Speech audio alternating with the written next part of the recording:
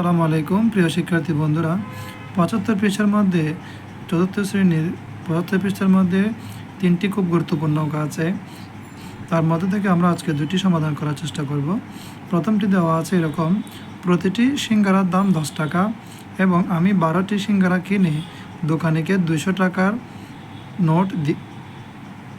টাকার একটি নোট দিলাম, আমি কত টাকা ফেরত পাবো?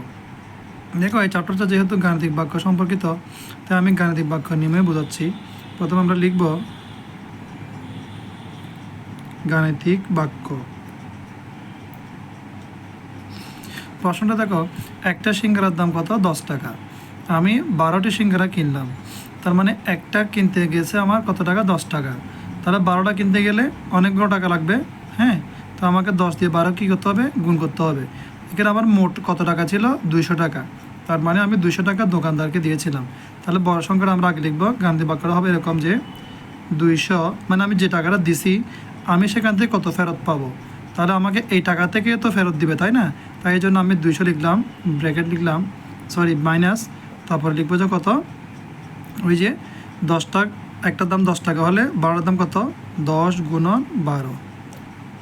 এটা হচ্ছে গাণিতিক বাক্য, একদম সহজ। তারপরে এটাকে সমাধান করে ফেলবা। 200 জায়গায় 200 রেখে দিবা, মাইনাসের জায়গায় মাইনাস, এটাকে গুণ করলে কত হয়?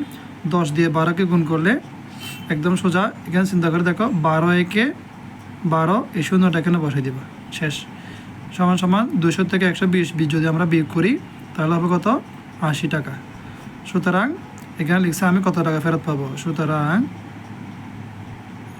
আমি 80 টাকা ফেরত পাবো।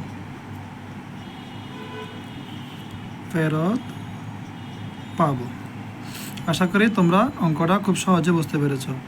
উত্তর হচ্ছে কত? 80 টাকা। হ্যাঁ,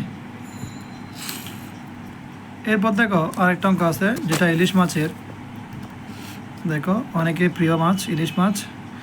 দেখো, একটি ইলিশ মাছের দাম 1200 টাকা এবং এক জোড়া কবুতরের দাম 330 টাকা। একটি ইলিশ এবং একটি কবুতর কিনলে আমার মোট কত টাকা খরচ হবে? তাহলে এটাকে আমরা গাণিতিক বাক্য দিয়ে করবো। দেখো, গাণিতিক বাক্যটা একদম সোজা।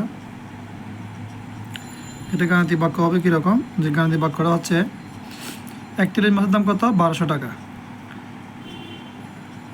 তাহলে আমরা 1200 টাকা লিখলাম।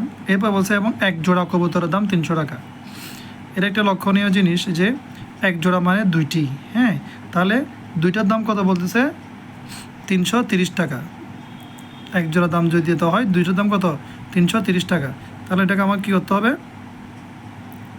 এখানে যোগ চিহ্ন দিব। এটা আমাকে এক জোড়া মানে দুইটি। তাহলে 330কে আমরা 2 দিয়ে কী দিব? ভাগ দিব। কারণ এক জোড়ার দাম হচ্ছে 330 টাকা, কিন্তু একটার দাম তো আমরা জানি না, তাই না?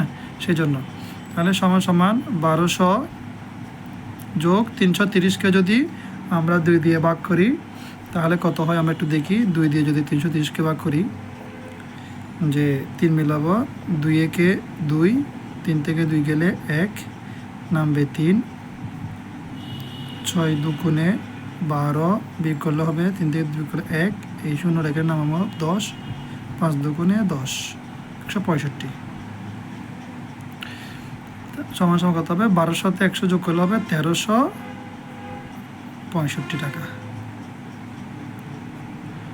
আশা করি বুঝতে পেরেছ। যেখানে লিখছে যে আমি যদি একটা ইলিশ মাছ 1200 টাকা দিয়ে কিনি আর এক জোড়া যদি 330 টাকা কিনি, এই একটা ইলিশ এবং একটা কবুতর কিনলে আমার মোট কত টাকা খরচ হবে?